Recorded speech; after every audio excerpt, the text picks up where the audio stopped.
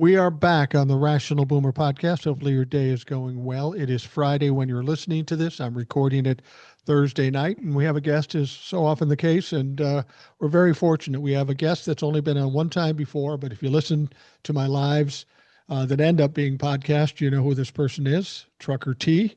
Trucker, thank you for agreeing to come on today. I thought, I saw you on the live yesterday, and I thought, I should just talk to this motherfucker direct for about an hour and see how he's doing. I don't see why not. Well, what's about now?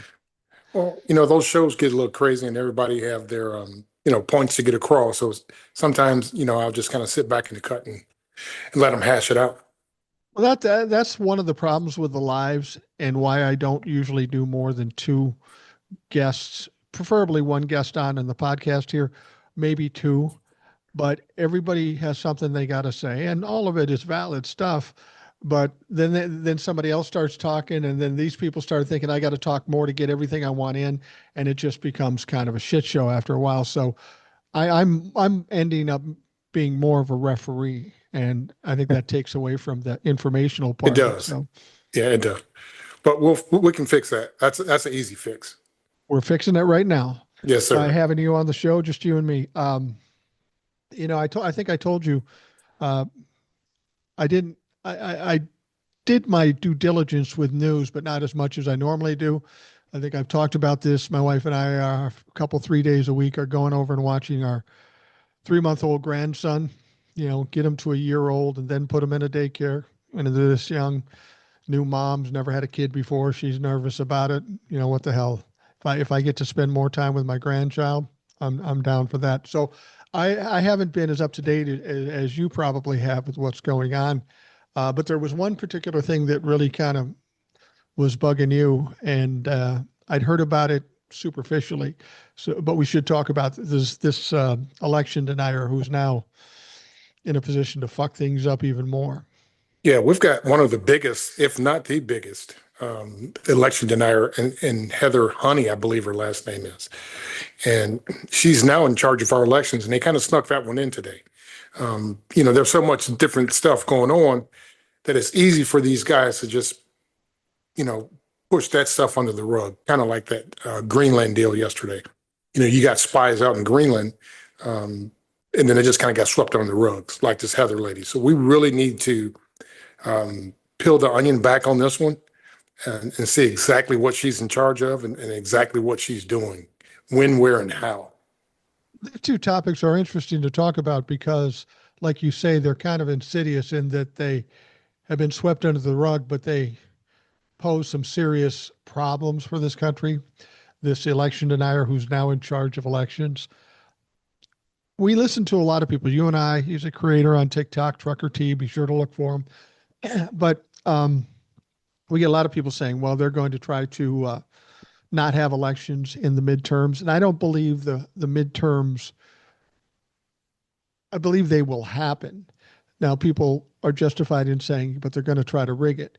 Do you think what they're doing here with this woman, putting this woman in this position, is a step closer to trying to rig those elections?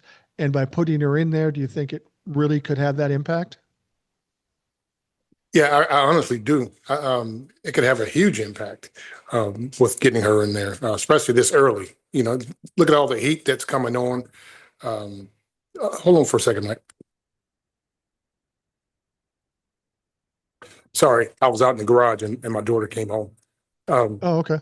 With all the heat that's on these midterms and all the candidates that are winning that shouldn't be winning, Trump getting nervous, and, asking for 5 seats in Texas and possibly more for other states. That's why they brought this lady in. They brought her in to quell that. Let me say that's my opinion. It's not a fact, but they brought her in to see if she can shut some of this down. Well, it'd be interesting to see if she could or how she could. I mean, elections are presidential elections or statewide. Elections are all statewide. So Right. her on a federal level probably doesn't have the impact as somebody who might be, weaseling their way into the state's election process. Right. She may not, but she may have, minions, right? that are spread out, kind of like that one lady who's in jail down there now, where Yeah. Trump is demanding that they let her out, because she snuck in the back and tried to do some frivolous things. So I don't put anything past this administration, Mike. So I'm really going to keep my eye on her. I'm going to do a lot of research on this one. Yeah. I wanted to bring up that other topic that you mentioned too, because you're right. People heard about it. I don't think they realized how big a deal it was. And it has kind of been swept under the rug because of all the other bullshit going on. But I was talking to you about it in live, and you kind of informed me what's going on, and I didn't even know to what extent. Why don't you explain that Greenland situation and why it's so troubling?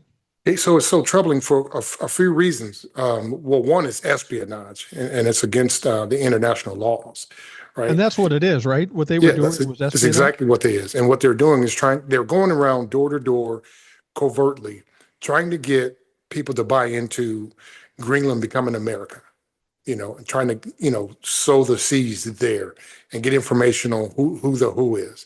But someone messed up and said, this is what we're doing. And then all hell broke loose. There was a cabinet meeting held that day. The chancellor summoned the American embassy to her office. And I'm not sure if she expelled those three or if they're still there. But like I say, that story got swept on the rug about as fast as a NASCAR race. So it's going to be interesting to see what comes out of that, because situation like this, nothing can come out of it. Something has to come out of it. You know what I mean? You can't just be like, oh, there's no there, nothing to see here. Something has to come out of this. Well, the problem is you can have Donald Trump commit a crime in the United States, and because he owns the DOJ, you can just forget about it or delay it or just not do anything about it. But we're not talking about U.S. law here. We're talking about international law.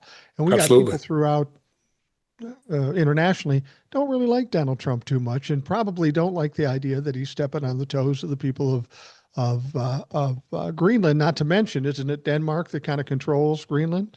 Yeah, absolutely. And they're saying that this has Russian implications. And they said that Donald Trump is either two things. He's either um, a Russian asset or a Russian asset.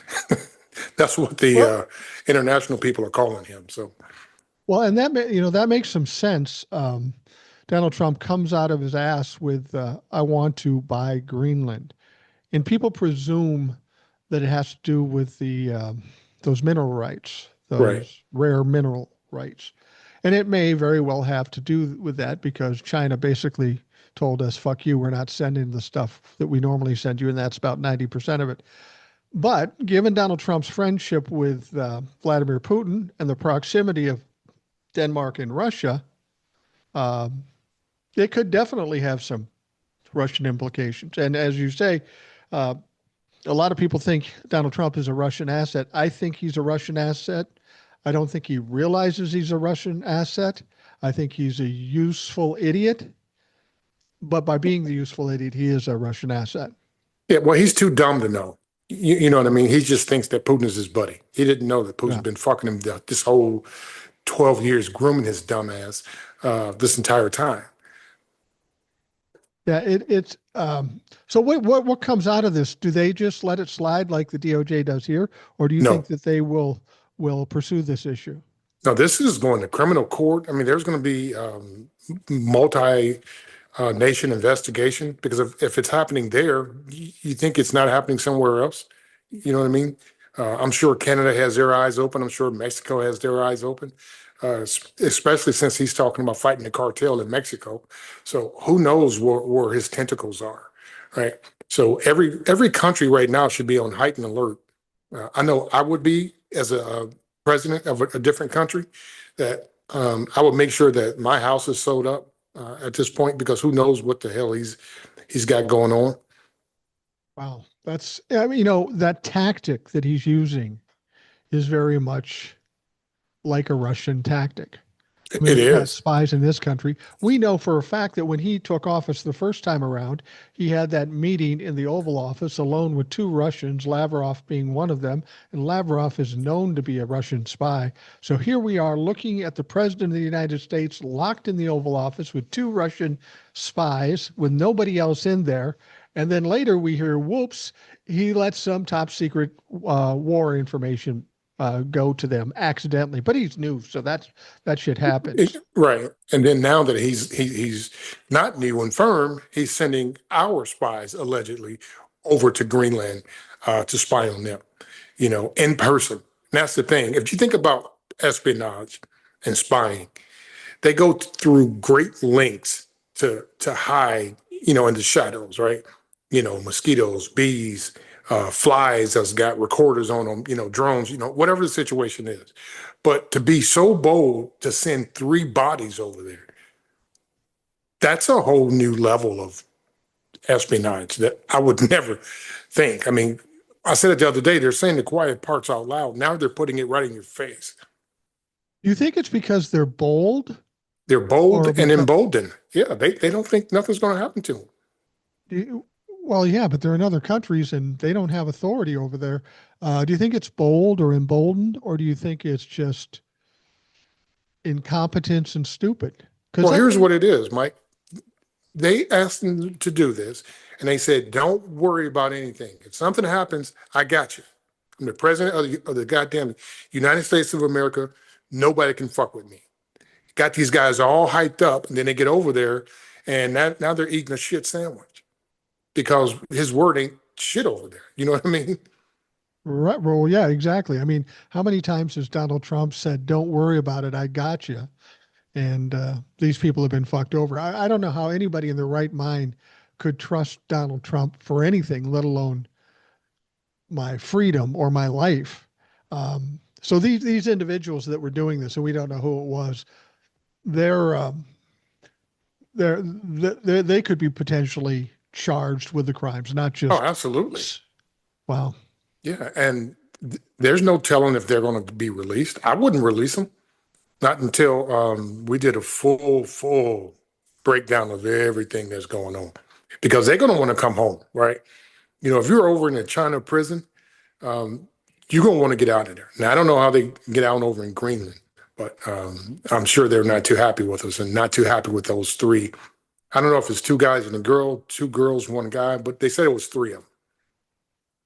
You look at what's going on with Donald Trump and the Trump organization and all the failures that they're going through right now. You would think people would be self-aware enough to understand that we're on the downside of what's going on here, and this could all come crashing down. Maybe I don't want to be associated or tied in with these sorts of things, but he keeps sucking them in, and they keep doing stupid shit. Well, the world is his oyster right now, Mike. You know what I mean? And they're all playing in the same playpen. But They're don't they just, understand it's almost over? Can't they see that?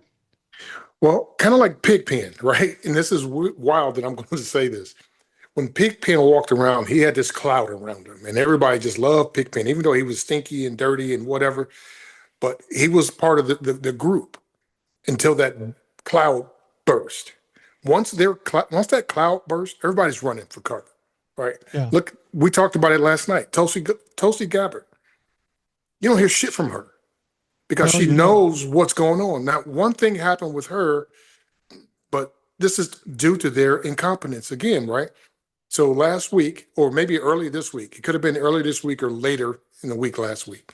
She was all proud of herself for getting rid of 37 members of the DOJ for, I don't know, she couldn't trust them. They're not Trump loyalists. Well, she fucked From the up. NSA, I think. Yeah. The Or is it NSA, NSA? yes, yeah, NSA.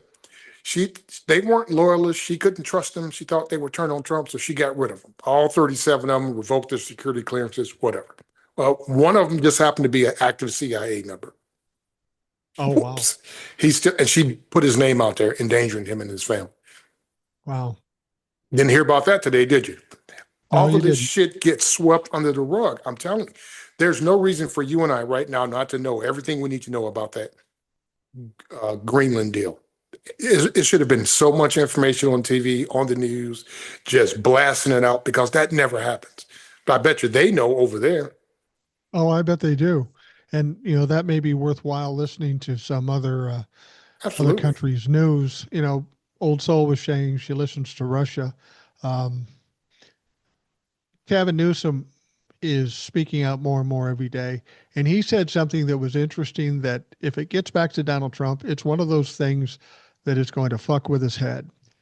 Somebody asked Gavin Newsom what people in other countries, leaders in other countries, thought of Donald Trump. And he said it right out loud. He said, they're laughing at him. He's a joke. They're making fun of him.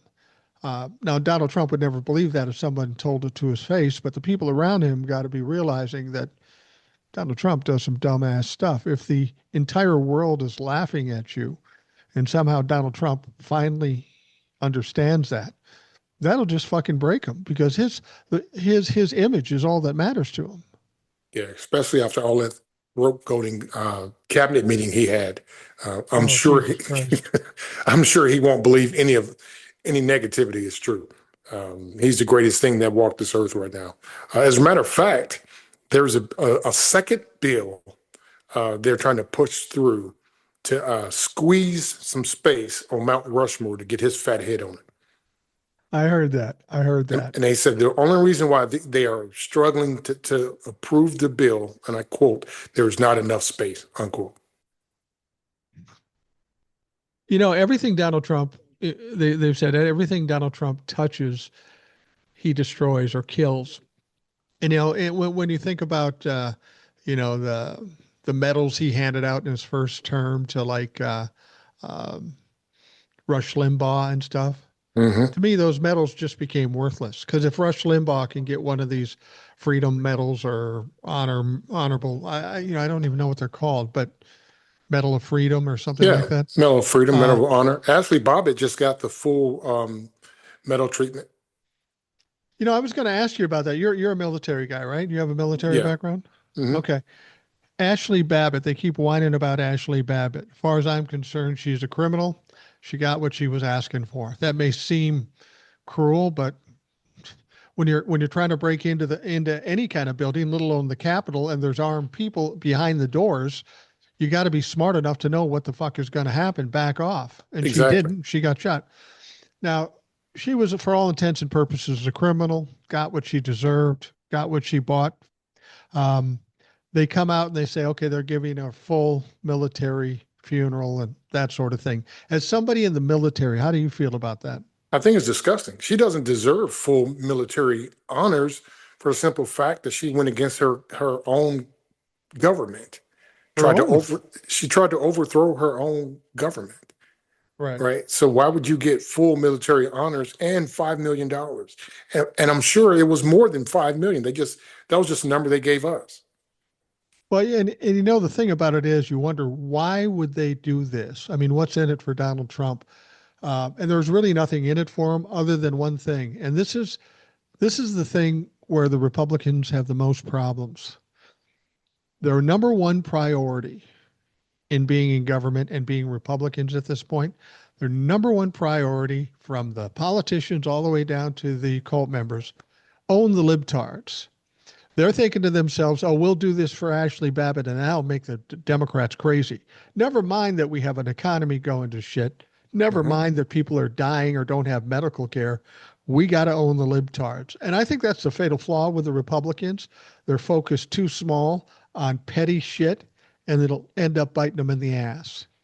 Well, they're trying to own us again, Mike, with Seth Meyers, right? We got to look into NBC and make sure they don't redo his contract. What the fuck does that even matter? The price of gas isn't low. The price of eggs are still high. Let me tell you a story. I live in Indiana, right? And it's all red. I don't even talk politics to anybody because I know it's like talking to the red side of a blue barn. You know what I mean? Nobody wants to hear it. I'm in Sam's Club today getting a brisket for this weekend. And there's these two older white gentlemen, and they were standing there. And I'm like, let me just mind my business and get my shit and get out of here, right? So when I got to the counter, they kind of stood back to the side and they started talking about beef prices. And they were like, these goddamn beef prices, these prices are just way too high. There's no reason for this. And then the one guy in the overall says, well, you can thank your buddy Dunny for this. And then the guy says, don't get me started. So now I'm listening because I want to see where this is going, because this is all MAGA here. And they were like, yeah, that son of a bitch, he gets out on the grandstand on the stage when he's campaigning and he promises everything in the world, but he delivers nothing. I'm sick of this shit. And I mean, and they were fed up, and I'm clapping in my brain the whole time. I'm just like, hell yeah, they're finally getting it. Now I could have stopped and had a conversation with them, but they hashed it out themselves. They were in the same spot I was in, looking at the same beef I was looking at, thinking the same thing, but they went over and had their own private conversation about how ridiculous it is and how much he's full of shit. Well, excuse me. I,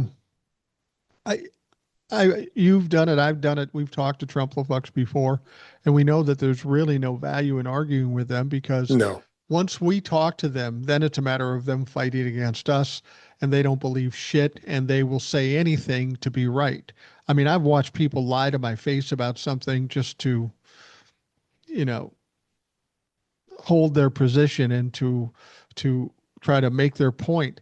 I think this is really the only thing we can do is stand back and watch them implode.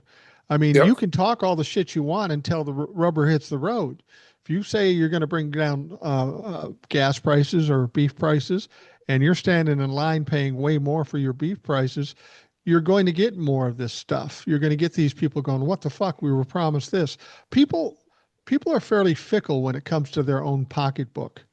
If you tell Yes. them you're going to help them, they'll jump on board. But if you fuck them, they'll leave you on the side of the road.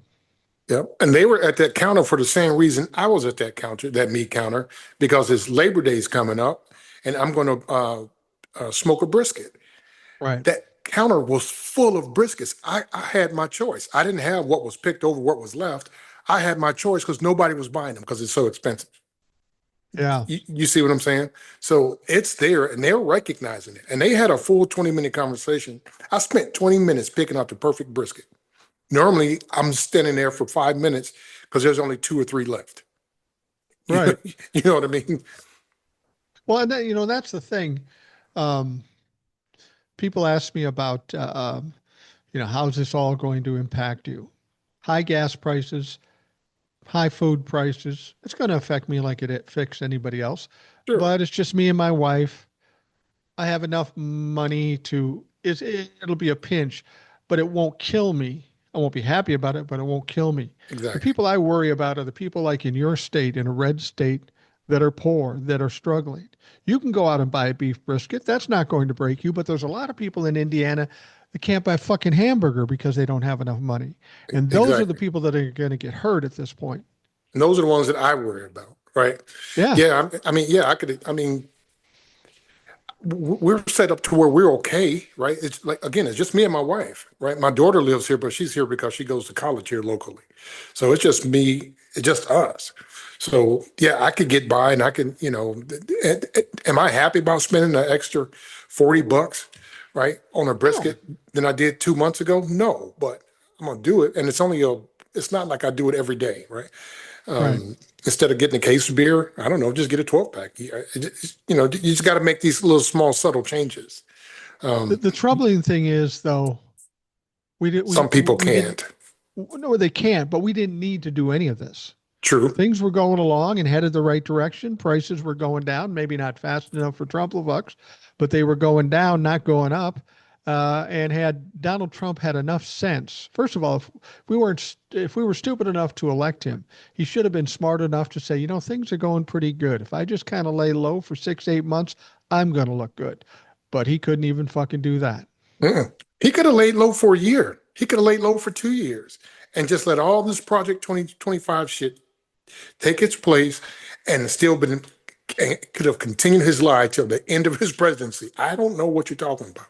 I have nothing to do with it. But no, he's such a freaking blatant narcissist that he has to have his finger on everything he does. And everything he does, he fucks it up. Period. Plain and simple. Absolutely. Well, Plain and simple. it's like the Jeffrey Epstein thing. He would not be in this condition right now. The Republicans wouldn't be in the position they are now if he just kept his mouth shut. Because when the Jeffrey Epstein thing happened, it was during his term. People always say, "Why didn't Joe Biden do something about it?" But when Joe Biden was president, he'd already been convicted. He already died. What would be the point to go into that? The only people he None. wanted to know about were the Republicans. Yep. They were fighting about it, and Donald Trump used it as a campaign promise. Yeah, we're going to have transparency and we're going to do this. So Donald Trump is flapping his mouth. The Trumplefucks flap their mouth. And when they finally get to the point where they can do something, they go, guess not. It's their own fault. People say, why didn't the Democrats do this? Be honest with you, the Democrats didn't care nearly as much as the Republicans. I'm not saying Yeah. I it's not a mean, horrific thing, but we were off to trying to get the economy fixed and get out of COVID. We weren't worried about Jeffrey Epstein. well, the Democrats, okay, so Jeffrey Epstein went to prison, then he ended up uh, murdered or suicide, whichever one you want to believe, right? Yeah. Giselle Maxwell ended up in prison. Supposedly, she was supposed to be there for the rest of her life, and the files were sealed. Should there have been a lot more done? Yes, but they had their trials, and that's what came out of it, and they left it alone. But they weren't happy with that. They wanted the files, the files, the files, and the killing part about that is that flipped Nick Fuentes. If you can believe that shit or not. I heard this guy Yeah. last night going on a 20-minute rampage over Trump and his policies. He's saying, hey, meat is still high, gas is still high. The Epstein's file didn't go down. You're not drilling where you're supposed to be drilling. You said you were going to do this on day one. You lied. You said you want to do that. You lied. You're a fat piece of shit. I mean, this dude was losing his mind, and I couldn't believe it. And this is one of his staunchest allies. Nick Fuentes is a weirdo. He's a racist. He's a sexist. He's all these things. He's a piece of shit.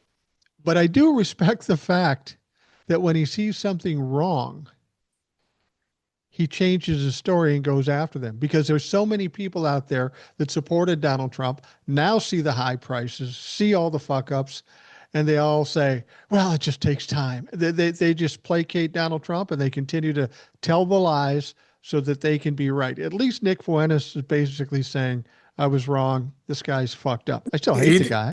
Yeah, I still hate the hell out of him. But he says, hey, you told us you will get rid of all the hardened criminals. You're not even touching those. He said, and then you're going to let 600,000 Chinese people in. What the fuck is that? So he's like, I don't get it. Nobody understands. And I'm still baffled by that. Where Marco Rubio in one breath says, I'm canceling all of the Chinese visas. And then Trump's come back 2 days later and says, hey, we're going to let 600,000 in. Well, yeah, and they let in all of El Chapo's family in. He released a triple murderer. He's letting more criminals in than he's kicking out at this point. Did you hear the story? And I only saw the headlines. I'm hearing there are countries like Canada and England or EU. They're just suspending all shipments to the U.S. because of the uncertainty of the tariffs. Have you heard of that at all? Yeah. Well, what they're doing is they're suspending the smaller shipments, right? Anything $897. I don't know where they got that from, but anything $890 or less, it's not coming over. So basically, all your larger shippers who can afford the tariffs, like your Fords, your GMs, yeah, that shit will come through.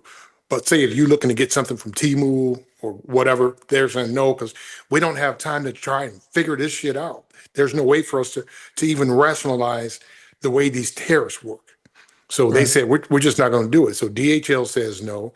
Mexico says no. Canada says no. China says no. Temu says no. But the biggest one is DHL.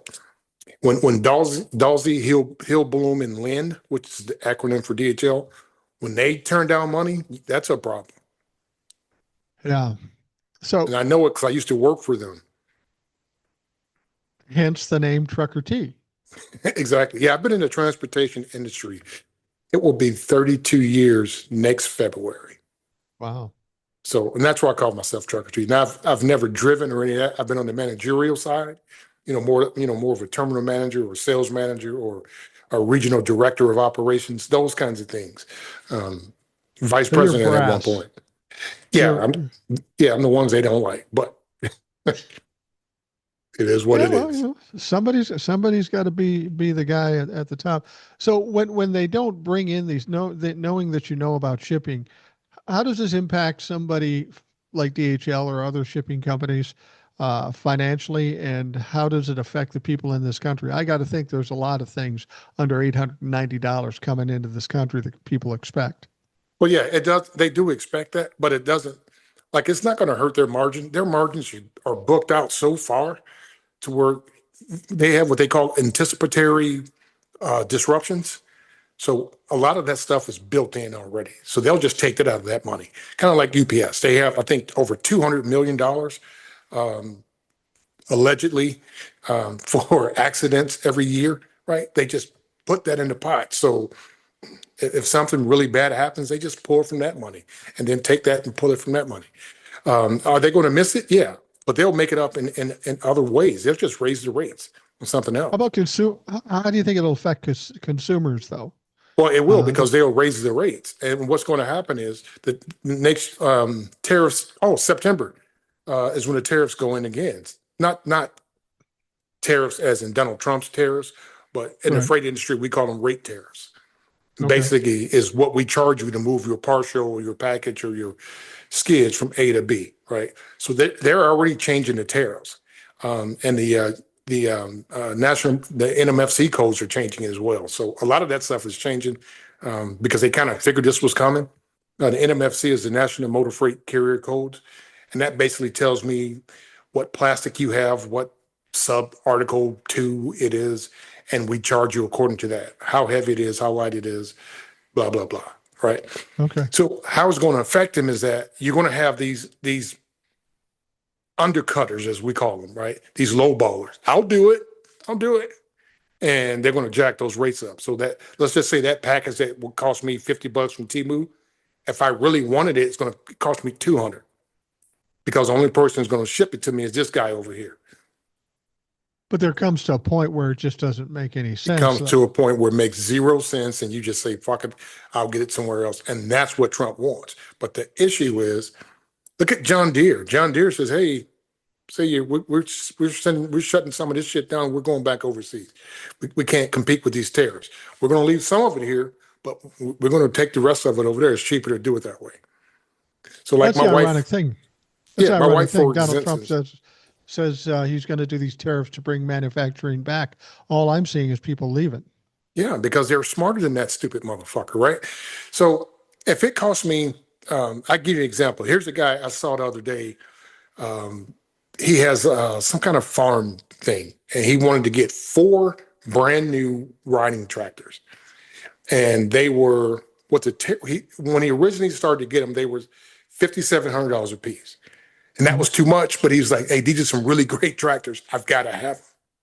But when the tariffs kick in, they were over $12,000 a piece. Oh, Jesus. And he's like, More fuck, than he's like, double. yeah, he's like, I can't.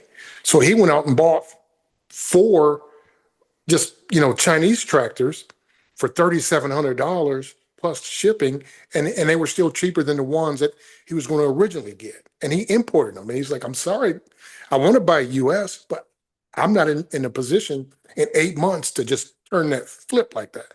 And none of us are, right? He comes in here 8 months and he's like, well, yeah, it's 8 months now. And everybody's supposed to be able to just flip a light switch and be able to do all these goofy things that he's asking. The world doesn't work that way, especially government. It's a cog. That wheel churns slow. The wheels of government churn slowly. Everybody knows that. I've heard somebody say, I'm trying to imagine what's in it for Trump or the Trump-lefucks with the tariffs, because they can't be so stupid that everybody around Donald Trump doesn't understand how bad this is going to be and how it's going to raise prices and such.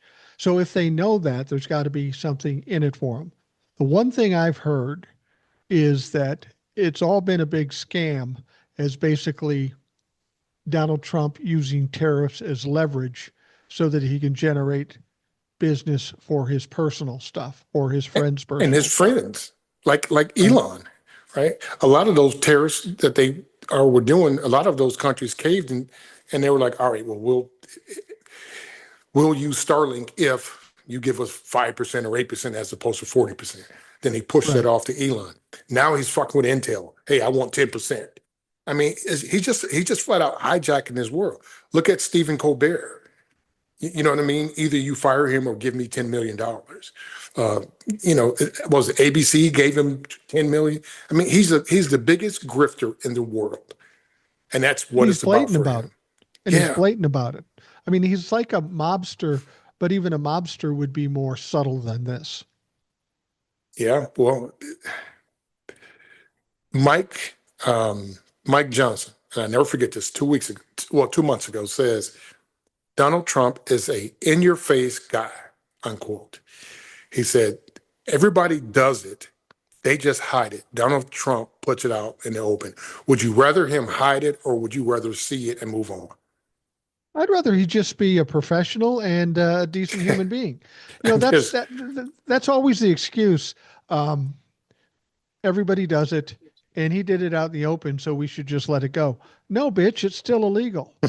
No, it's still hurting the people of this country. Just because you did it out in the open doesn't mean that it's a good thing.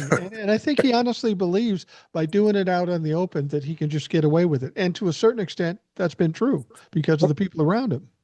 he has. And I want to, I know we're running on time, but I want to, No, no, we got all the time in the world. Don't all worry right, about time. all right. I There's want no to change a rush. little bit. I've been hearing a lot of people coming to me. Somebody told me, I made a post about it the other day. They said, Trucker, you are the biggest small creator that's on TikTok. And I'm like, well, Yeah. thank Well, you. I was thinking about that. That's true. I mean, uh, in terms of followers, you've got a reasonable amount of followers, but you're not like 1 million followers or No, two and I million don't followers want or anything. that, Mike. But It people just, know who you are, though. That's that's the the weird thing. thing. Yeah, whether they follow me or not, they know who I am. I got a message the other day, and I'll land my plane, but I got a message the other day from Liam, TJ's brother. Right. He was on my live one day and he says, hey, sorry I had to go. I was dealing with my 84-year-old mom, helping her out. I was making salsa, blah, blah, blah. He said, oh, and by the way, my mom told me to tell you she loves listening to you on Mike's podcast. I'm like, wow. Right. So that just goes to show your reach is out there. And that's why I do it. So, but anyway, I wanted to talk about people with their, what's the right word I want to use? Uh, Scare tactics, I guess, right? A Well, yeah, that scaremongering. You fear know, mongering. Yeah. I've got fear mongering. There it is. So there's a couple of them that are saying, "Hey, I'm scared. Get your passport. You got to go. This is the end of the world as we know it. The end of the United States. They're going to lock up your child who has dementia. I mean, uh, uh, Alzheimer's. And they go lock not Alzheimer's for your child, but autism. Right. And if your grandparents have autism, artistic, or if they've got Alzheimer's or dementia, or they can't take care of themselves, they're going to put them in a concentration camp, and all of this shit. And I'm like, bro, there's no way that's happening. And then I got another lady saying, get all your canned goods, make sure you've got a martial law plan put together. Make sure your family, you write down everything. You talk on you talk on the phone as less as possible. You clear all your records, have your birth certificates. Blah, blah. I'm like, hey guys, listen. When I walk out of my door, I don't see any of that. No. All of this is just a bunch of hullabaloo. If it was really bad, our troops would not be in Washington, D.C. with their weapons strapped to their back, picking up trash. Right. Their weapons would Exactly. be at the ready. They wouldn't be picking up trash with their weapons strapped behind them. Well, and here's what I know for sure. Donald Trump's tactics, based on what I learned growing up and probably what you learned growing up, Donald Trump's tactics are very simply bullying tactics. That's it. Bullies typically aren't very strong. What they count on is you being afraid and backing down. So if you're sitting out here now listening to this podcast or the TikToks or in your basement with canned goods, you're afraid. You already gave them the fucking win. We know, you and I know, and a lot of people know just how incompetent these fucks are. And while they got a little traction now, we can see it slipping away. And we also know this isn't sustainable. The time is going to come when the tide shifts, and it's already starting to shift now. But if you're sitting out there being terrified, you've already surrendered to them, and you can't fucking do that. You gotta. I mean, there's no. When we were in the live, I had probably 10 people say, "Yeah, I'm looking to move to Canada. I'm going to move to the Philippines. I'm going to." Okay, if you want to do that, that's fine. I had an uncle that moved to Thailand when he was widowed and he was on Social Security. He couldn't afford to live here. He moved to Thailand. He lives pretty good. That's okay. That's fine if that's That's what you want to different. do. But he wasn't going through this, right? No, This but if that you're was a turning choice tail he and running, made. if you're turning tail and running, you fucking lost. And if you can live Exactly. with losing and being terrified, um, don't you agree too that as bad as this seems and all the shit going on, a lot of it's not succeeding because of the courts and all this, all that he's trying to do. It's just a flood the zone type of thing. Um, I just don't see how it's sustainable. Just knowing what I know from history, it can't continue at this pace, at this level. It's got to come No. crashing down. It's just inevitable. Okay, two words, right? I'll give you two words to prove your point. Alligator Alcatraz. That fucker's shut down. Who's talking about it? Nobody. Yeah, right. They're not talking about Alligator Alcatraz being shut down, right? I saw an interview today with Tom Holman, and they asked him, "Do you think that was a waste of taxpayers' money?" And his answer was, "No, it wasn't that bad. I mean, it was just a transfer facility. It wasn't meant to be a holding facility. All this bullshit." The judge just didn't like it. Oh, of course you didn't like it. You're on fucking tribal land. You're treating those people like shit. You got no water. You're not feeding them. Yeah, shut that fucker down. But they're not talking about it. Well, and that's the thing is, I think anybody that saw that being put up knew that ultimately it would be shut down because it's unconstitutional, it's inhumane, and that's not the kind of things that our courts would sign off on. But Donald Trump does what Donald Trump does. He gets a wild hair. He says, "Okay, let's do it." Well, it could go to court and they may shut it. I don't care. Let's just do it. Let's just bowl our way through and do it, and then look stupid in the end and just not talk about it. This is exactly what Donald Trump's done his whole life. He's made a snap decision, made a bad decision, failed, and then just stopped talking about it, moved on to the next thing. Stakes, colleges, whatever the fuck. He's done this his whole life. Water, universities. What I would like to say to anybody that's listening, though, and this is a serious note, don't let anybody take something from you. You know what I mean? That you've worked for and you've earned, right? There was a podcast I listened to. It's a book. It's an audio book. I think it's called Old Tyranny or On Tyranny. But it's a great read, a great listen. And they talk about this. I think especially chapter 9 was a really good chapter, and I replay that. But they go through this entire thing and how it is and how it was back then, with the Nazis and all of this stuff. And it's the same thing. So I listened to that, and it really. So what I'm saying is find something different, right? Like I'll divest from politics for a few days, and I was going on like a Angry Bird rampage and just Angry Birds. I'm not a big video game guy, but it's on my phone, is right there. I'll play Angry Birds to make myself feel better. Or I don't know, I'll go out and buy a brisket and barbecue, right? But I don't. I'm not snatching my flag down. I'm not going around here buying up cans of soup and toilet paper and all of that shit, sticking my head under the sand because there's no need for it.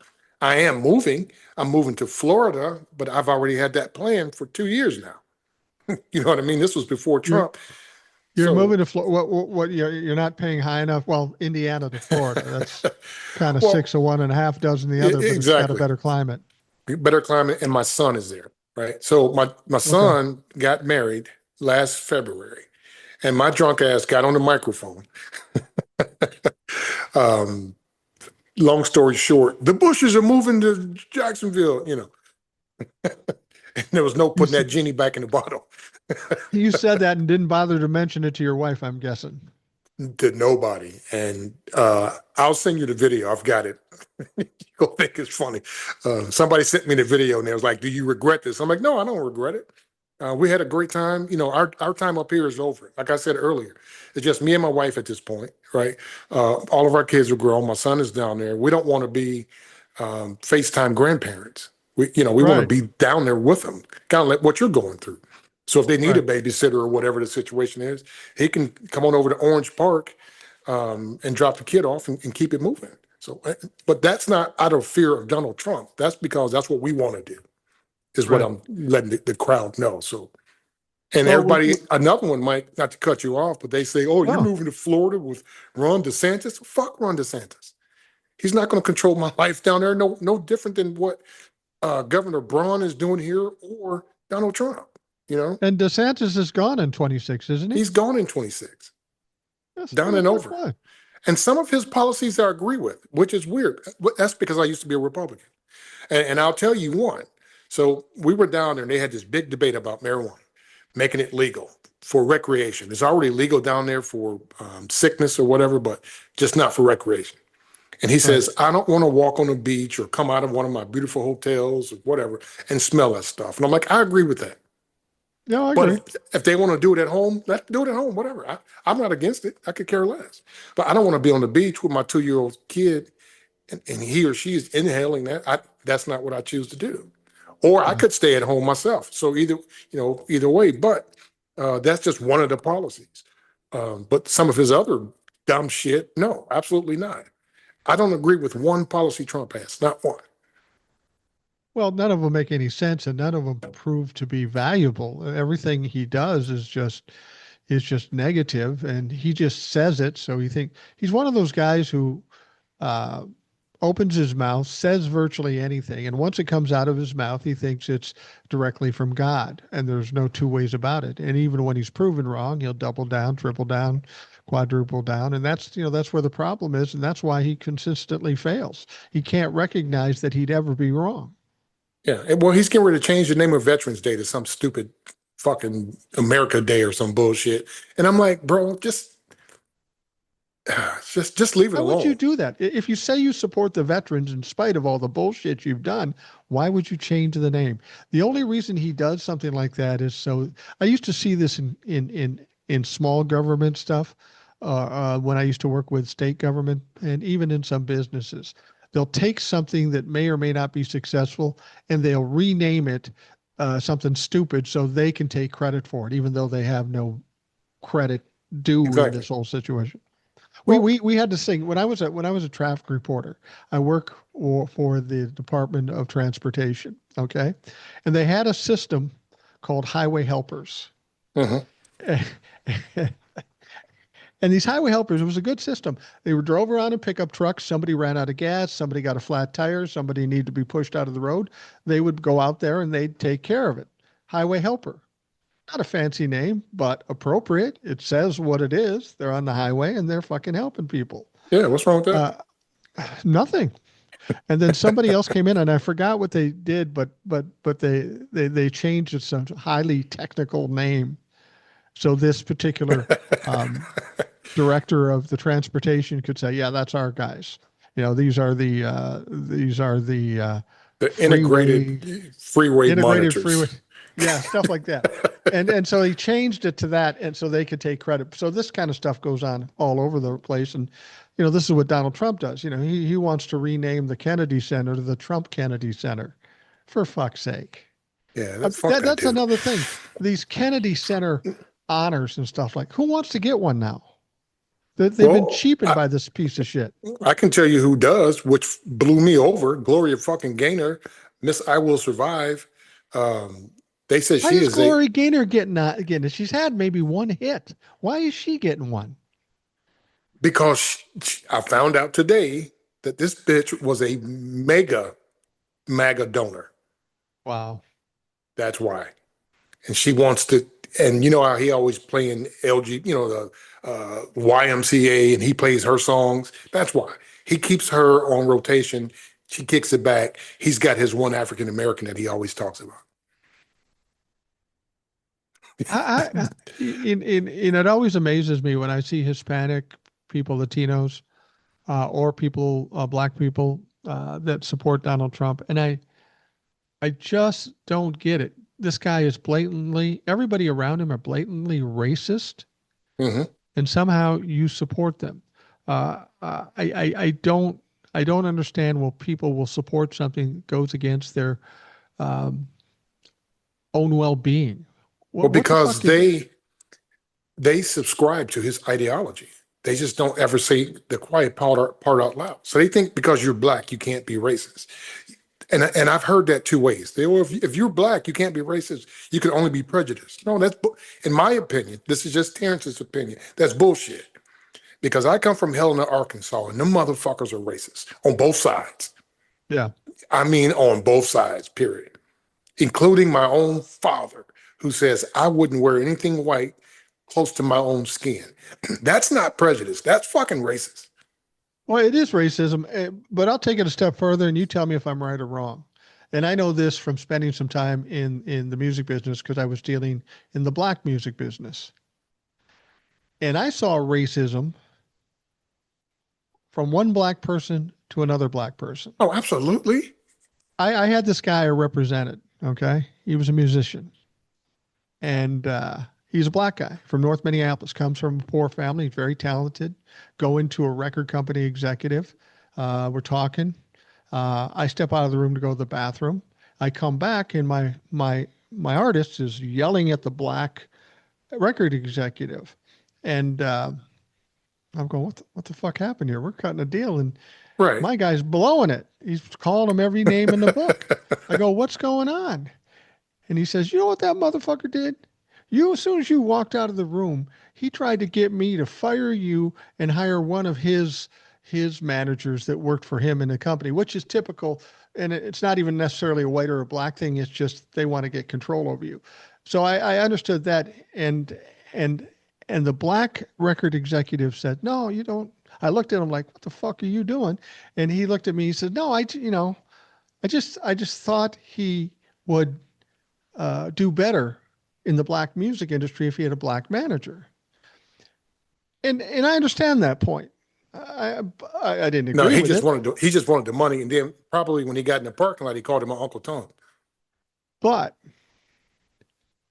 it's what my artist said that told me there's racism between black people. When he said that, my artist looked at him and said, are you fucking crazy? I'm not going to let an N-word handle my money. And I go, Oh, damn. what? Even the record executive goes, whoa, that's fucking. That's the He whoa. perceived me as safer because I was white, and I never Exactly. imagined it, and And which is not a good decision because I knew a lot of white motherfuckers that were criminals. well, yeah, but he just showed his blatant racism. That's not prejudice. That's racism. That's absolutely racism. The same thing Donald Trump said, word for word. I wouldn't let a black person count my money. It has to be a Jew. Straight up.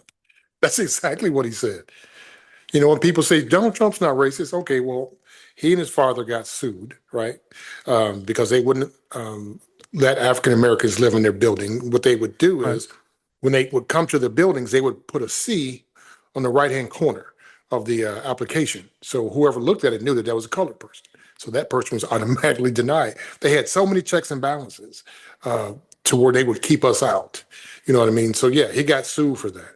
Um, I mean, we can go on and on for days about that. Hey, look at my Afro-American, you are a low IQ person.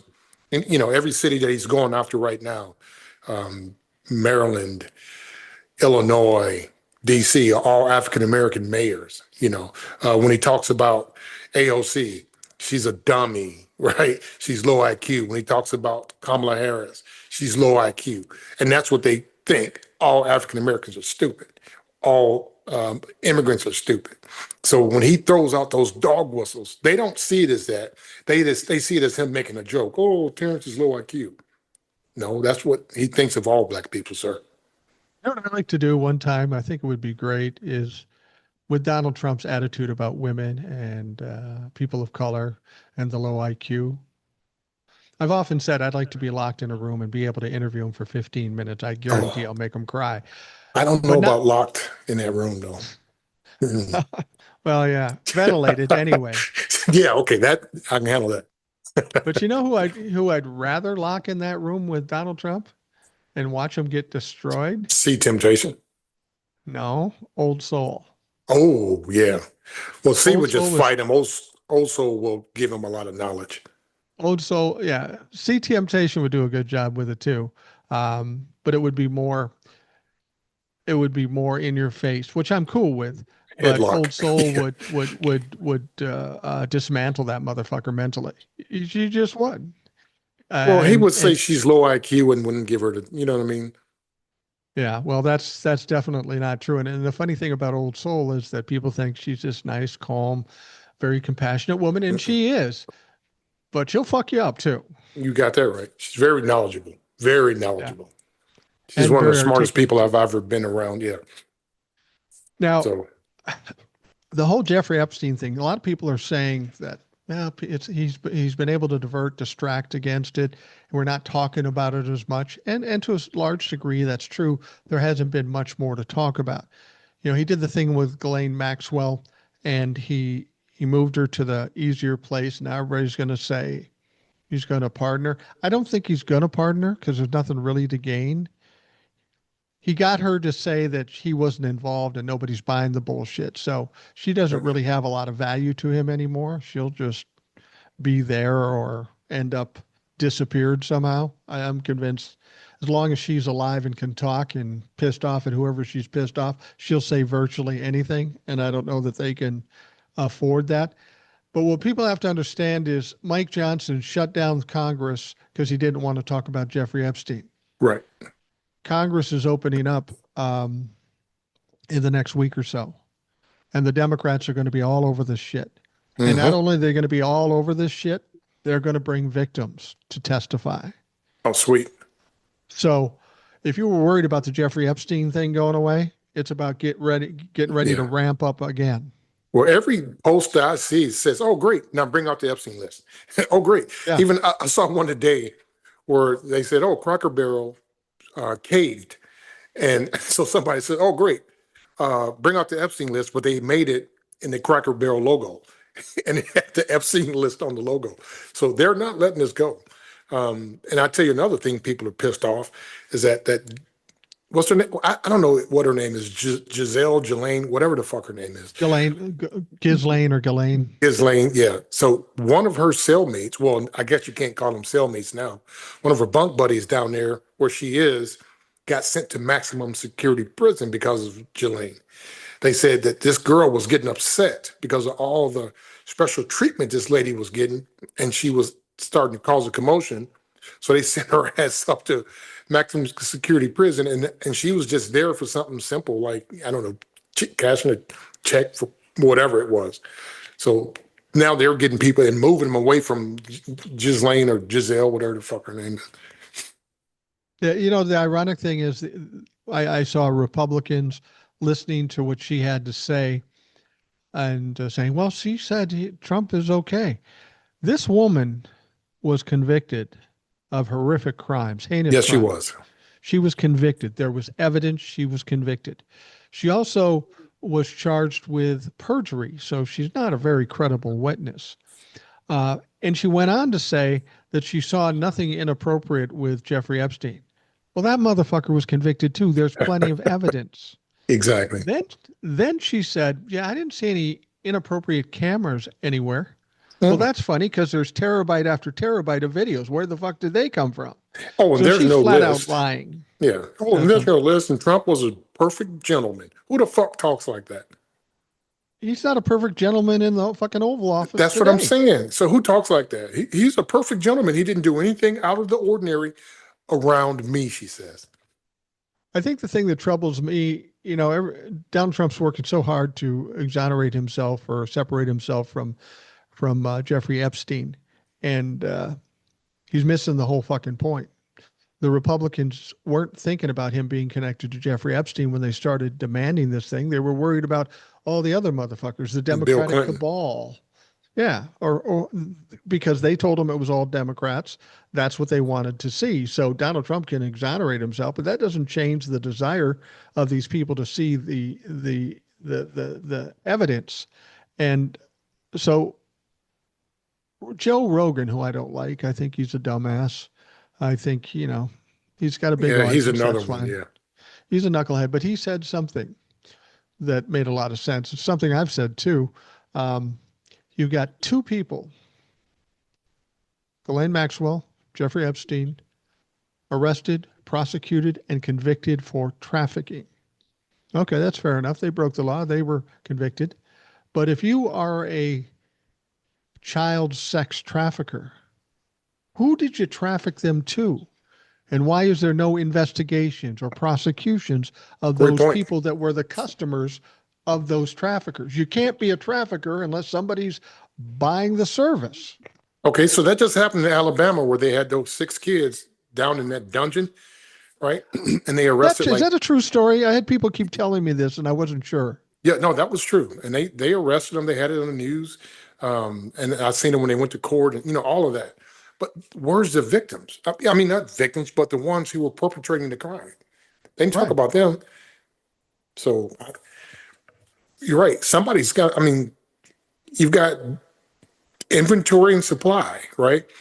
Supply and demand. So the ones who are demanding it, why aren't we going after them? Well, and that's my point is that the Trumplafucks, that's what they want to know.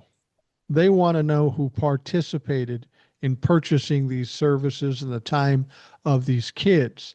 That's what they want to know. They don't give a fuck about Donald Trump being involved because they didn't think he was involved. This is just a new revelation to them that he might be involved because he's being very sketchy about it. They want to know. Exactly. And I think the question I would have, if there are other people that were committing these crimes, why have there been no investigations and no prosecutions and no convictions? Because if there are no prosecutions of the people who were buying into this and part of the criminal process, you can't be a sex trafficker if there's nobody you're trafficking to. It's like, it's like True. being a podcaster, not posting any fucking podcast. Right. Nobody's watching it. You're not a podcaster. Right. Because he had what, $1.7 trillion wired Billion, to I think. a billion wired Yeah. to his accounts. So somebody's sending him money. And a regular Joe sending $25, that ain't gonna come up to 1.7 billion, 2 separate accounts. So Well, and I brought this up before, Donald Trump and he were friends. There's just no question about it. Jeffrey Epstein said at one point that Donald Trump was his mentor. And when I heard that there was documentation of all this financial stuff, $1.7 billion between 4 banks and it's moving around and stuff. If Donald Trump is friends with Jeffrey Epstein and he's Jeffrey Epstein's mentor, and there's $1.7 billion floating around there, you can't tell me that Donald Trump doesn't want to get a taste of that. Doesn't think absolutely. he's entitled to a piece of that. Well, Trump told on himself. Remember, he said Jeffrey and I broke up. Well, not broke up, but we had a falling out because he kept stealing my staff. He would say. And then turns out it was that girl that said she was abused by them that worked in Donald Trump's spa, and later on went over to Epstein's spa. 15-year-old girl. 15-year-old girl that he stole from her in his spa. My wife just pulled in. I've got to mute my mic so the garage door doesn't interfere. So Okay, well, I'll talk for a second. While you do yeah, that. you just keep talking, then you'll see me and whatnot. But yeah, Well, what I wanted to say was that Donald Trump is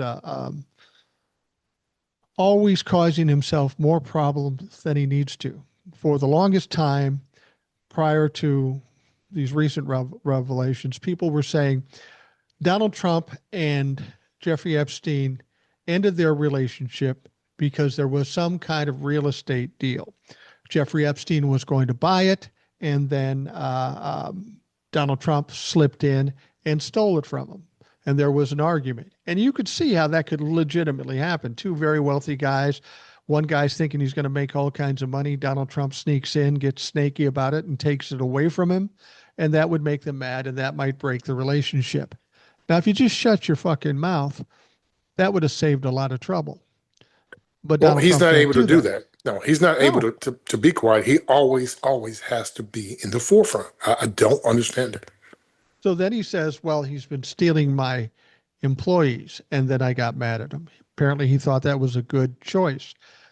But it wasn't even that point there where he stopped. Somebody says, well, was one of those employees Virginia Giuffre? And he goes, I don't. Yeah, I think it was. That's exactly what he did. Now, you dumb motherfucker. If you would have just said, no, it was a real estate deal, they would have let it go. But this dumb motherfucker brought it on himself because he couldn't shut his fucking mouth. That's why when I say he's incompetent, and I think that we're going to see the ultimate failure because of his unending incompetence, it seems inevitable. There's just no question. There's zero question, and that's what's going to be his downfall is him, his own doing. Period. He can't just be quiet. He's got to say, no, no, no, no. That was my girl. She was in the spa. He took her from me. Just Well, I'm looking forward to when Congress is back in session and they start having these hearings on the Jeffrey Epstein thing and pushing real hard to release the evidence, because I think Donald Trump, in his delusional mind, thinks he may have slipped by this one, and I'm looking forward to it because I think he's going to get fucking blindsided by this, of how hard and how big it's going to come back. He's thinking he's slipping out of this. He's thinking that he's going to make it away from this because Donald Trump believes he can talk himself out of every possible situation. And so when the House comes back in session and starts blowing this up again, and it becomes preeminent in the newspapers and on TV and stuff, he's going to be freaking the fuck out because he thought he saved himself. Oh, your mic's still off. yeah, no, I was telling my wife I'm still in the Zoom call. Oh, okay. He's one for the ages, I can say. Yeah. You think Woodward's going to come out with that book? Uh, which well, he's come out with a few books. Well, they say he's working on a new one. Oh, really? That's what I heard. Yeah, all because this Epstein thing kicked back in. So they say somebody's working on a new book and all You know that the problem. stuff. And he really wants to get that book in there. Well, the problem I have with Woodward, I mean, granted, he's got good information. He's a good reporter. He's a good writer and all that stuff. But I took to heart something that Old Soul said about Woodward. Woodward comes out with a book at a certain time, and it's really compelling stuff that sells a lot of books. But had he come out with it earlier and not waited to put it out, it might have saved us a lot of trials and tribulations. Woodward doesn't put this out for Yeah, decency; he puts it out for money, and that's kind of problematic, I think. I mean, not that I discount what he says, I just don't like the way he fucking does it. You're still muted, I think. You can't hear me. Let's see here. I'm still talking. Something's on your end. Let's see here.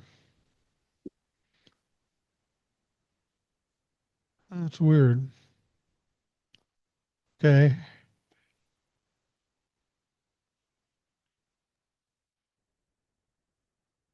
I'm still not, for whatever reason, your microphone is turned off. Hold on. I'm going to ask to unmute it. Something's going on here. For whatever reason, we're not hearing you. That's odd. I'm not sure why. Is there a button over there you can click to unmute you? You're kind of locking up too. Um, I don't know. Maybe we got to wrap it up on our own without Trucker T. Something's going on here. Something technically. He's kind of frozen right now, so I'm going to drop him off. And we're what are we? Just about a little over an hour into this podcast, and we had the good fortune of having Trucker T on the show. He may come back here too. Sometimes they do that. They'll pop back in and we'll see what happens. But as I was saying about this Jeffrey Epstein thing, we need to stay on top of this because it is the Achilles heel for Donald Trump.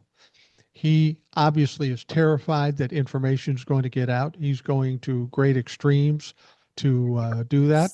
Okay, Trucker T's back. yeah. Now I can hear you. I can hear you too. I think the Zoom thing must have frozen up or Or something. glitched or something. Yeah, it was weird.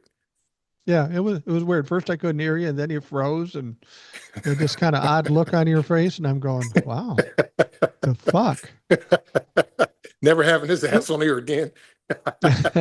Well, well, we were talking about the Jeffrey Epstein thing, and I'm just saying that people who think it's gone by the wayside, including Donald Trump, I think are fooling themselves. I think it's going to heat up here probably next week when Congress comes back in session, and I think Donald Trump is going to be a little blindsided. He's so excuse me, he's so Mhm. delusional that he thinks he got by this. I think he thinks he's won this one, and that's not going away. It's never going away. No, it's not going away. And this, okay, so I was talking to a political Iowan, right? Eric, Yeah, excuse me. And Eric had a really, really good point that none of us have been talking about. And he had stated that at the end of September is the new budget has to be confirmed. right. And he said, with the Epstein files, the budget, he's like, what's going to get done? Like, are they going to do the budget and forget about the Epstein files and have the Democrats just run that Epstein file down the throat? Or are they going to work on the budget? And so this is going to be very, very interesting. Well, the other thing too is do the Democrats leverage the Epstein files to agree to pass the budget? You know, because we've Yep. got the division in the Republican Party. Passing that budget ain't going to be easy. They keep passing continuing resolutions, and Right. they're probably going to need Democrats to help do it.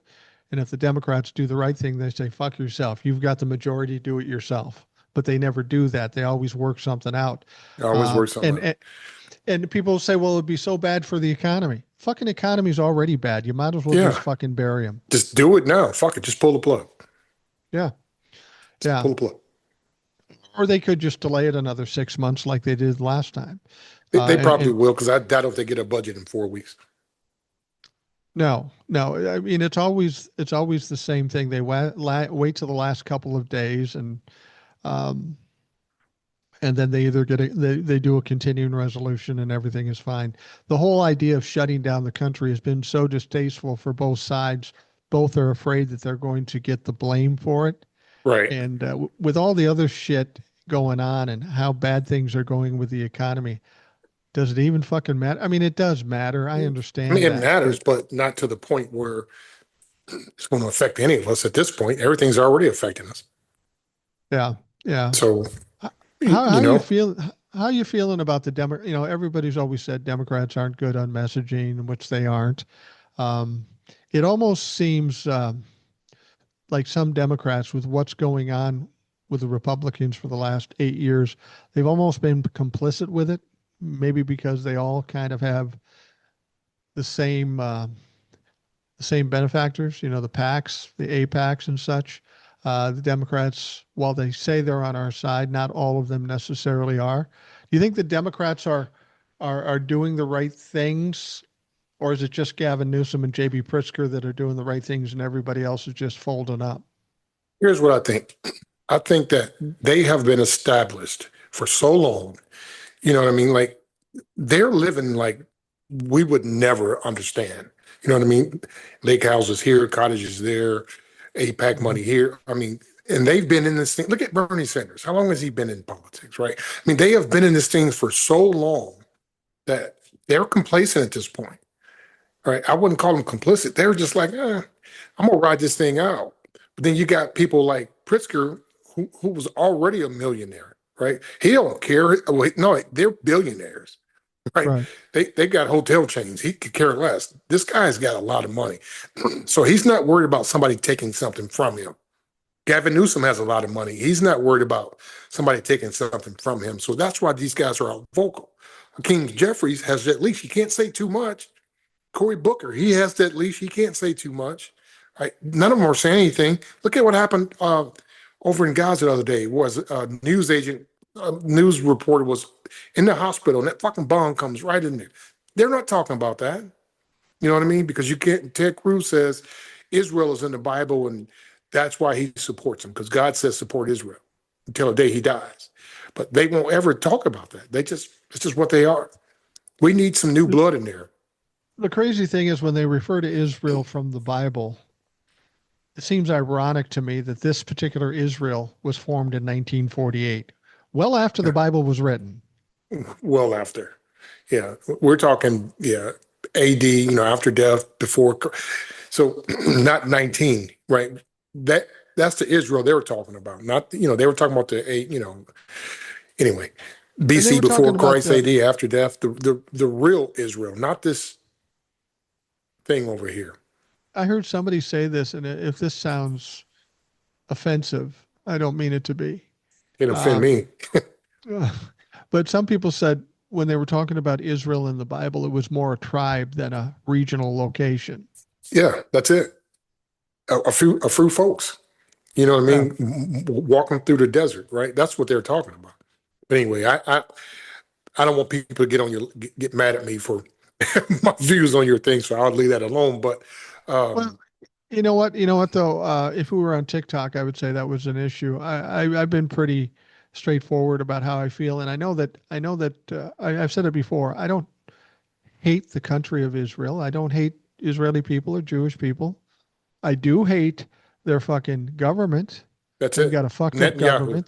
They've got a criminal for a leader, and I feel safe in saying that because I live in a country with a criminal as a leader. We have the right? very same problem that Israel has. We, the people in our country, and Israel in their country, we're good people. We want the best for our kids and our grandkids and stuff.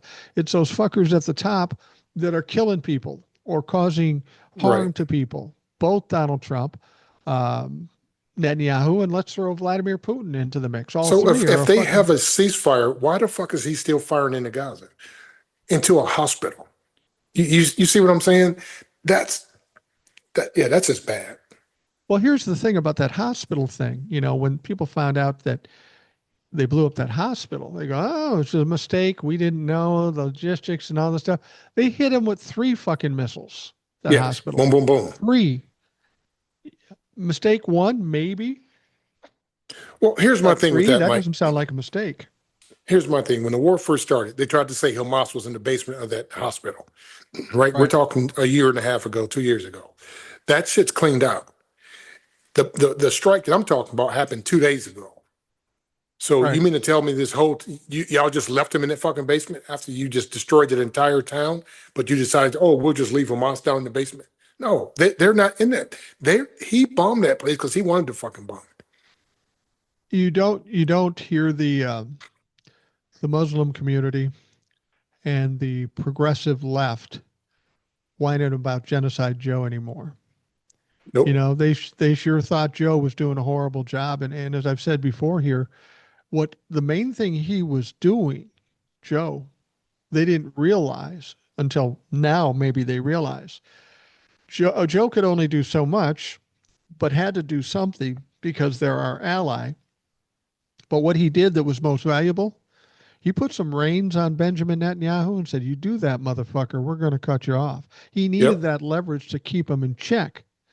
And as I said, if you vote for Donald Trump, Benjamin Netanyahu will be able to do whatever the fuck he wants. And guess what?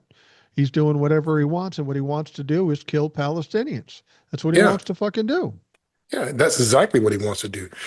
4 years ago, well, I'll take that back. Three years ago, 2.5, 3 years ago, I saw a video, right? And this video, I may have put it on my TikTok. I'm not sure, but it was his Jared Kushner, his son-in-law, sitting down at a candid interview, which he never really does, but he was on this small platform, and they were talking about Gaza.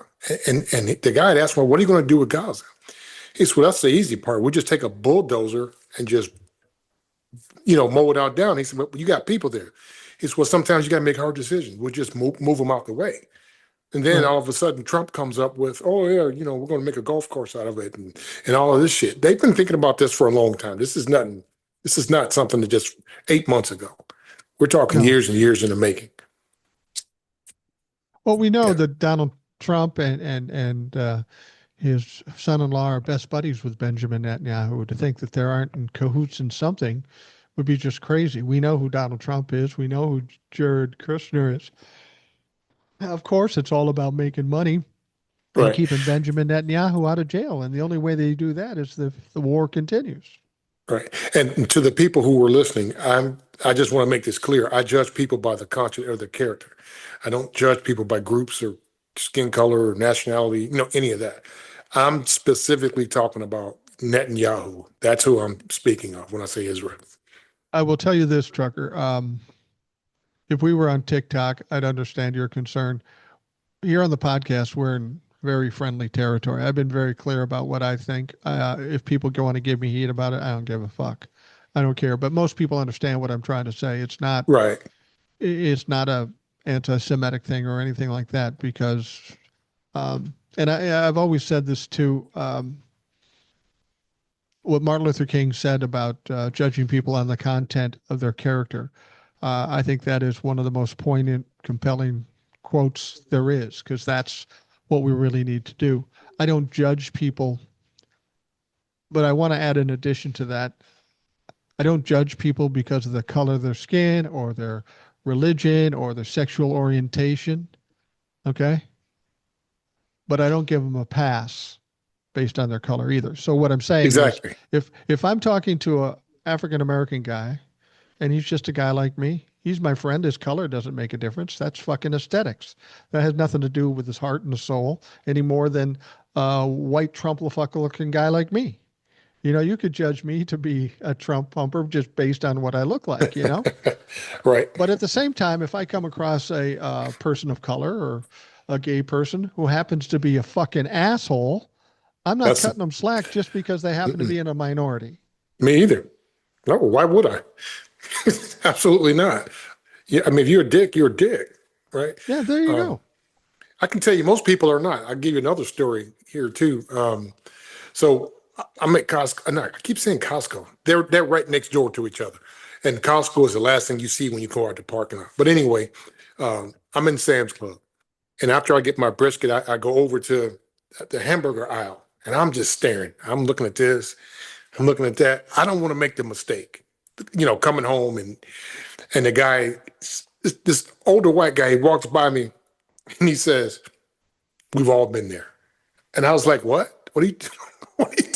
He's like, "Your wife is not here. You don't know which one to pick, do you?" I'm like, "Oh yeah, you're exactly right." Because I'm like $19 for 4 patties. These are smaller patties, but they're like $12. But if I get the smaller one, she's going to be mad because they're going to shrink. But then I don't want to get this big log because she hates doing those. And I'm like, ugh. And that's when the guy says, "We've all been there." So most people are not dicks. You know what I mean? No. Inherently dicks anyway. Some people are. That's just what it is. And they get treated as such. Well, and I think when you're talking to people, it really depends on what kind of vibe you put out too. Right. If you seem like you're not going to talk to them or not talk nicely, I will tell you this, and I've said this on the air before, and it really bothers me. When I first started going down to Savannah, Georgia, okay, well, my family and I love Savannah, Georgia, and I'm the kind of guy, we go to garage sales, I'll talk to anybody, you know. And Savannah is, white people are a minority in Savannah, which people in that town are fucking fabulous, nicest people in the world. And if that is the outcome of white people being the minority, I want more of it and I want it everywhere. But what would happen was, because I'm in Georgia and I'm this white guy that looks like I do, and I'm in a grocery store and there's a lady standing there and I'll just talk to them and joke with them and stuff like that. There were some people that looked at me like, "Can I trust this motherfucker?" Because something's, it doesn't make sense that he's being this nice. There's something off about it. I just felt because they're not used to that. They're not used to that. Yeah. You know what I mean? And it made me feel bad or ashamed of my race if these people have to be on guard just because anybody walks up and talks to them. Tell your wife we're going to wrap it up here in a minute. No, it's my daughter. I was having her fill my car. Oh, okay. Okay. Yeah. But you got to remember too, Mike, though, down south, right? Yeah. Down south, that whole dynamic is different. I told you what my father said, and he was a dick, right? But he was a pastor on top of it. So how can you be a pastor? Yeah. Be a pastor, be so judgmental. It doesn't make any sense. No. What did he say? It doesn't make any sense. Well, when he found out that I was marrying my wife, she's Italian. And, we're from Helena, Arkansas. There's 8,000 people that live in Helena, Arkansas.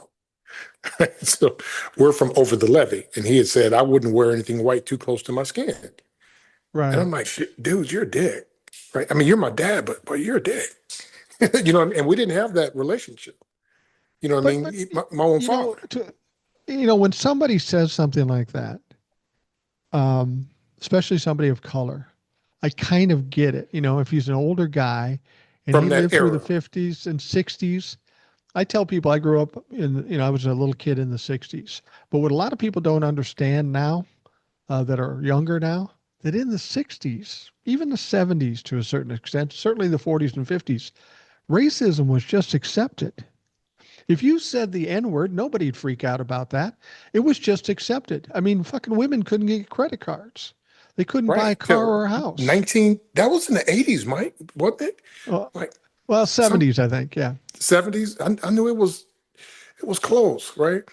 A Yeah. lot of people don't understand that. But you're right. My his grandmother, my great grandmother, was born in 1900. Yeah. That just tells you, the time. Martin Luther King was assassinated the year I was born. Well, So 68, think, right? well, I was born January 1969. Okay. 69.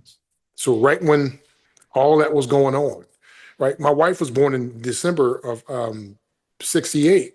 You know what I'm saying? So we were right there at that cusp when all of that was going on. Right. Then my dad being born in the 1940s, they called him every jigaboo in the book. So that's Yeah. why he says that kind of stuff. And I get it. But when I tried to, bring him, try to will him in, he wasn't having it. But he eventually, um, 8 months before he passed, he came around. But well, this is my opinion. He only came around because Arkansas had changed from the Helena, Arkansas that I grew up with. Because the way I grew up is we didn't go across that levee, and they didn't come across the levee. But Right. as the years went on, the levee was flattened. You can go wherever you want to go, kind of like Gorbachev tear down that wall, right? Right. Everybody Right. was intermingling. So he kind of, I'm not gonna say he accepted it, he tolerated it. And then he would call me once a week and, oh, I want to speak to that beautiful wife of yours. And I'm thinking, this is just bullshit because this fucker knows he's about to die. Yeah. He knows he's about to fucking kick rocks and he's trying to make his way upstairs. But I know he was the biggest piece of shit. You know what I mean? And I get Yeah. it, it's my father, but he still was a big old piece of shit. You know, growing up in the 60s, my mom was a wonderful woman. She wasn't racist at all. Thank God for that. That's the one thing that saved me. But my dad was an ultra racist and a sexist and a misogynist and all those things. He was terrible. And if you're 5, 6, 7, 8, 9 years old and you hear your dad saying all these things, I remember this specifically. And when I look back at it, I'm kind of ashamed by it. But I'm 8 years old. What do I know? He was very racist. And I remember being in school in Minneapolis. We had black kids, not a lot of black kids, but we had black kids in our school. And I'm standing in line for the water fountain because we'd all line up and get in the water fountain. And there was a black girl ahead of me, maybe three or four things. And I'm thinking to myself, what should I do? Now, why would I even think that? But Because that's what you were in this taught. in the 60s, that was going on. In Yeah, some places in the South, you had white water fountains and black water fountains. So absolutely. I'm 7, 8 years old, and thinking that would make me racist if I was an adult, but I was just a little kid that didn't know what the fuck was You going didn't know on. any better. Hell, when I No. grew up, Mike, I didn't have running water in my house. We had dirt floors, right? Wow. I had an outhouse. Um, I took a bath in a number five tub or number two tub, the big gray hunk of steel thing that drives me, or aluminum rather, that drives me nuts to this day when I see one. Then if we had to use the bathroom at night, we couldn't go out. My grandmother wouldn't allow us because there were snakes and all types of other bobcats and shit out there. She had this little porcelain pot that we would have to use the bathroom in.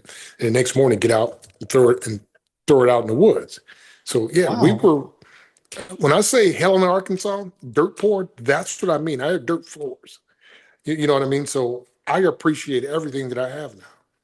And I appreciate people even more because all these life lessons that I went through getting to where I am made me who I am.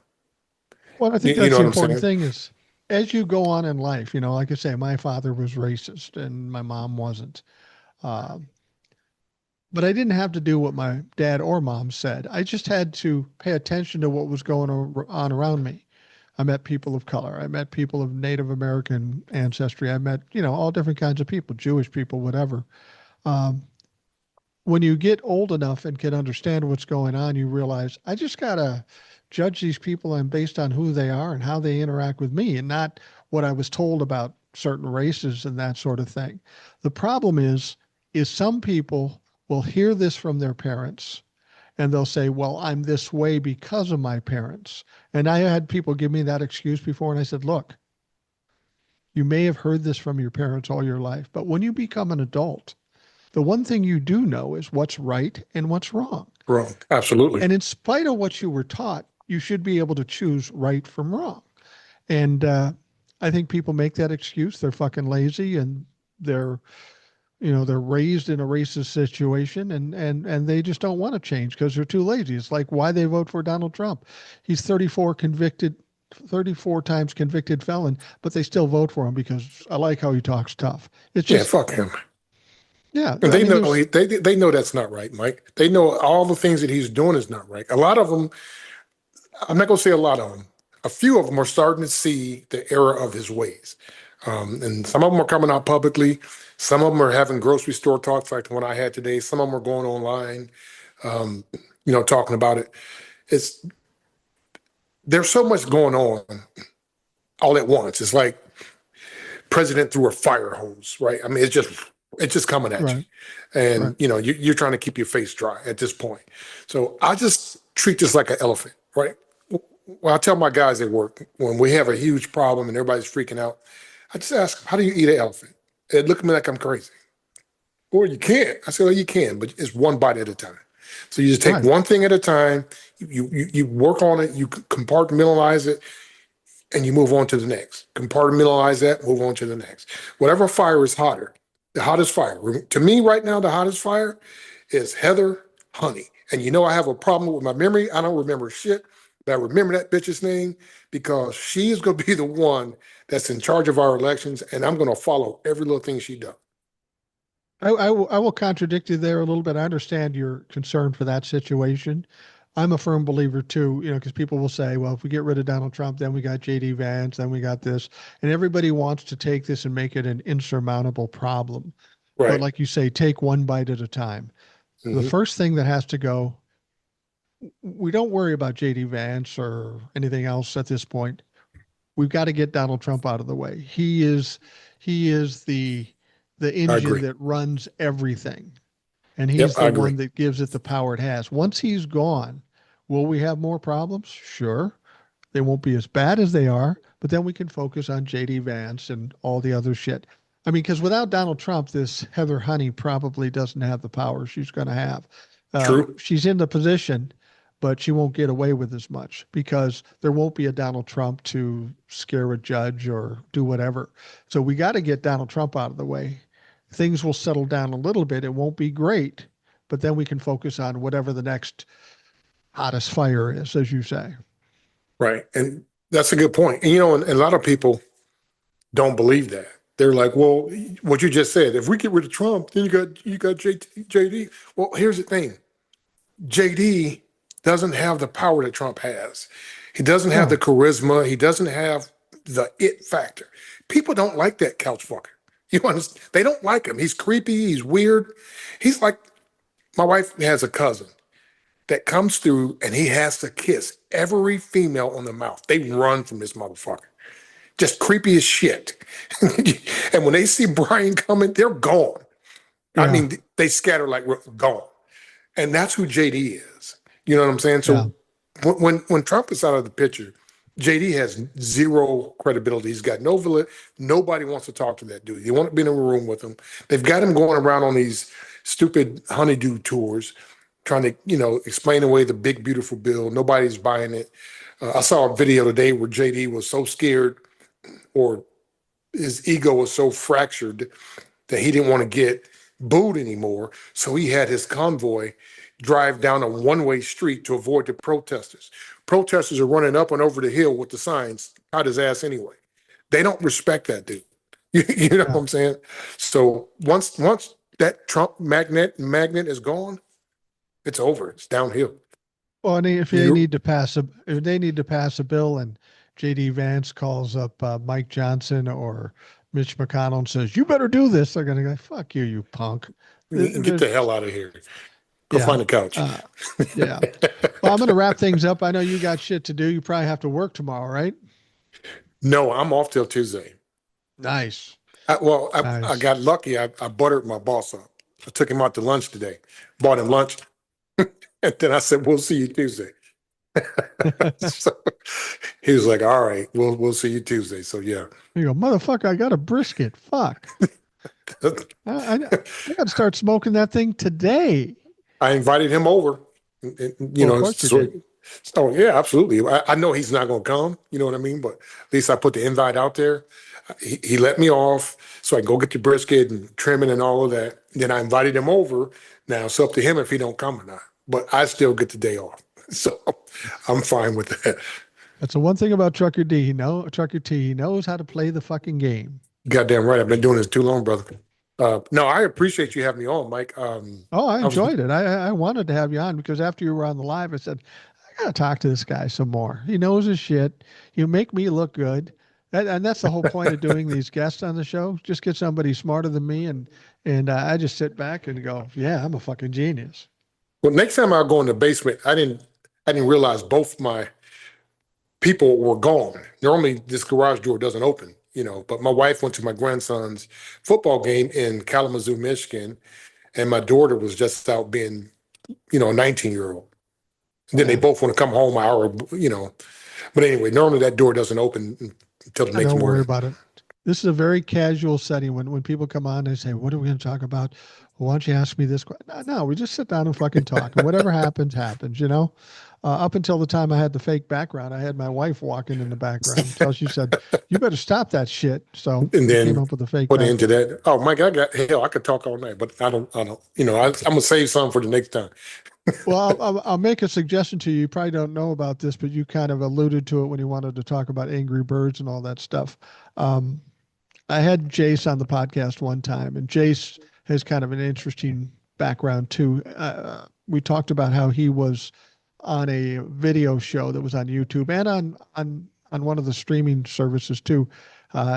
He was involved in a group of guys that did paranormal hunting and projects. It was called Ghost Lab, which was actually pretty well known.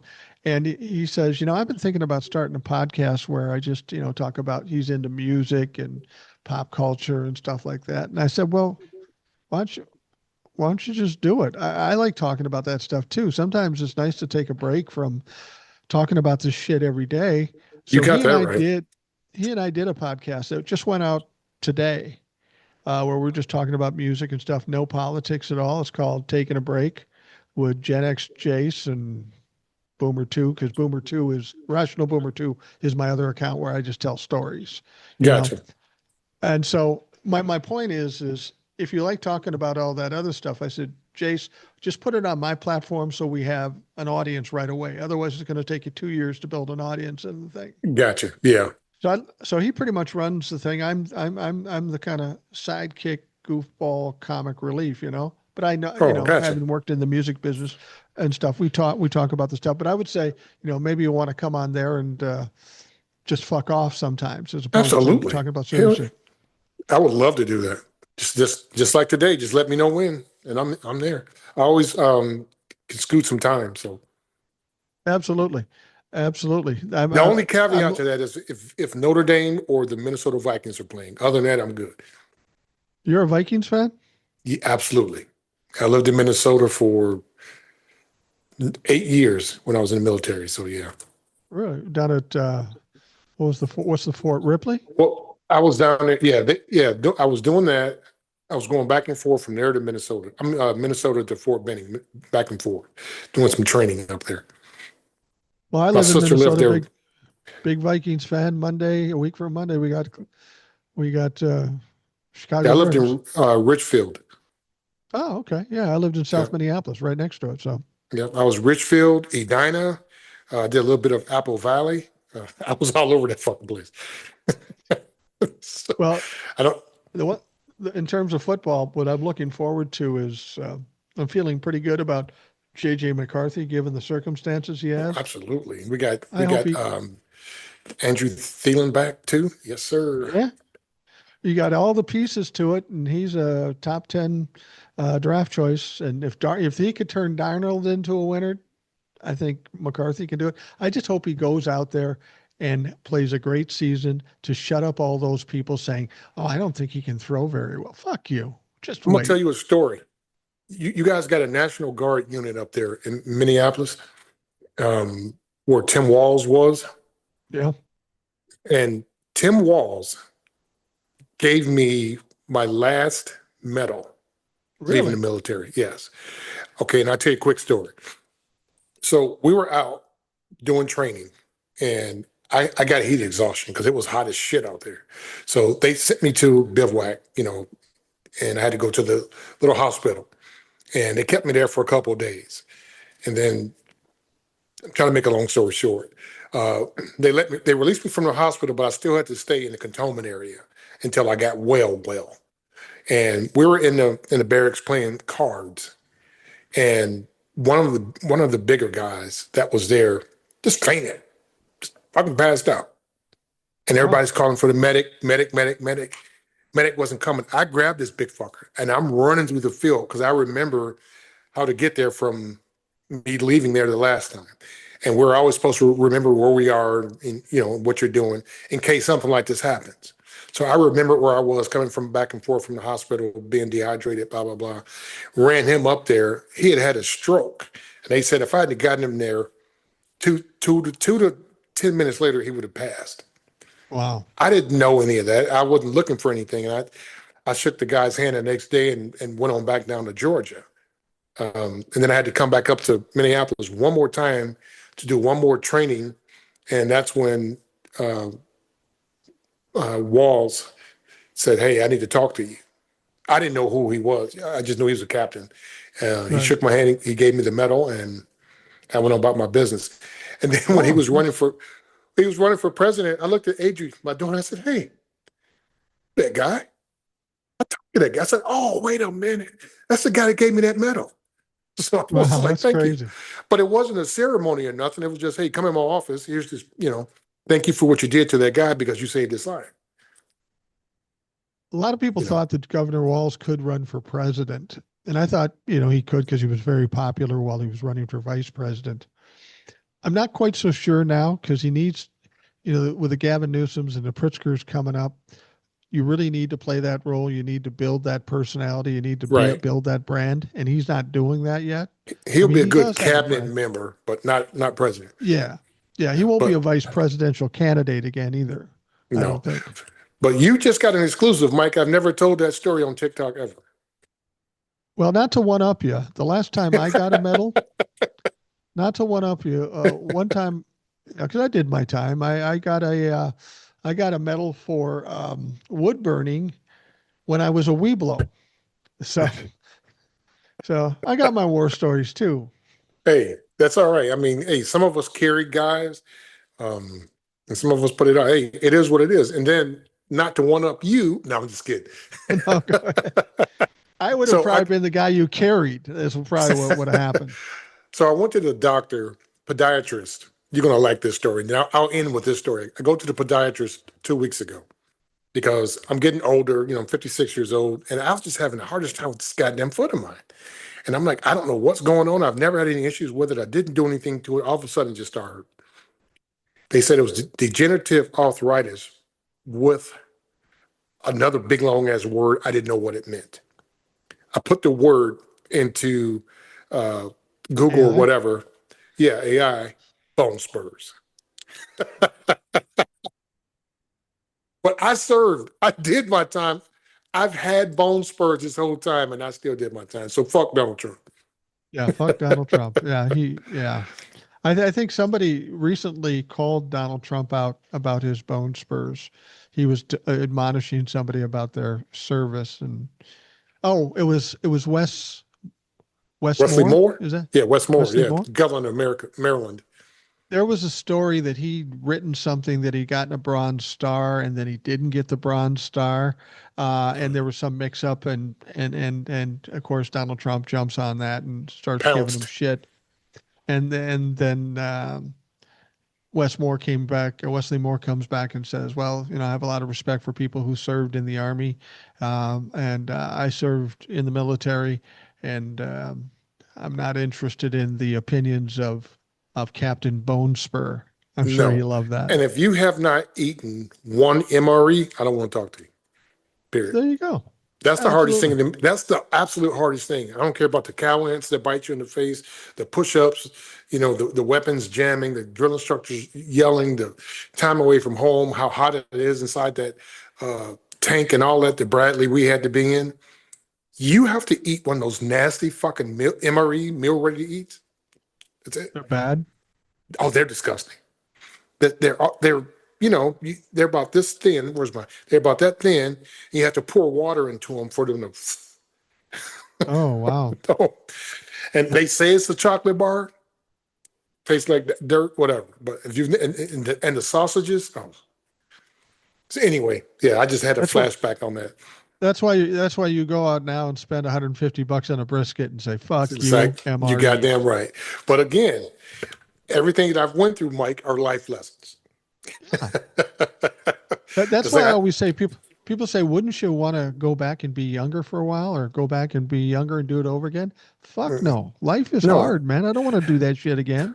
Well, you know why, Mike? Because I did it to the best of my abilities. Right. Did I fuck up a lot? Absolutely, I fucked up a lot. Did I get a lot of it right? Absolutely, I got a lot of it right. But then you take all of that and you put it together, and then this is where you end up. You know what I'm saying? I wouldn't do anything over again. Well, that's what I tell people too. I said, you win life if you look at it properly. Everybody wants the money and the toys and the fame and all this stuff. And I got to this point in my life and I realized, I'm not incredibly rich. I'm not incredibly famous. I don't have all this stuff. But you know what I am? I'm content. I'm Content? cool. And if you were to go back and change everything, where you ended up might be different. And I don't want to do that. No, me either. Because my wife and I, we've been married for 31 years. We've been together for 35. We may have been married 32. I don't know. It's been that long. Right. Had I done some things differently, maybe I wouldn't have been married this long. Maybe I would have had 4 or 5 marriages. Who knows? You know what I mean? Yeah. So I don't hearken back to the good old days and wish I could have done it differently. I hearken back to learn a lesson from what I did that was wrong and fix it and move on. Well, yeah, exactly. Don't let it drag you down. Well, Trucker T, thank you for coming on. I appreciate it. It's made my evening more interesting. I might have had to do this alone, and that would bore the piss out of me. So it was much more entertaining having you with me. Oh, anytime, bud, anytime. So I appreciate you, Mike. All right. And for those of you listening, thanks for taking the time. I hope you have a great day, and we will talk to you again tomorrow.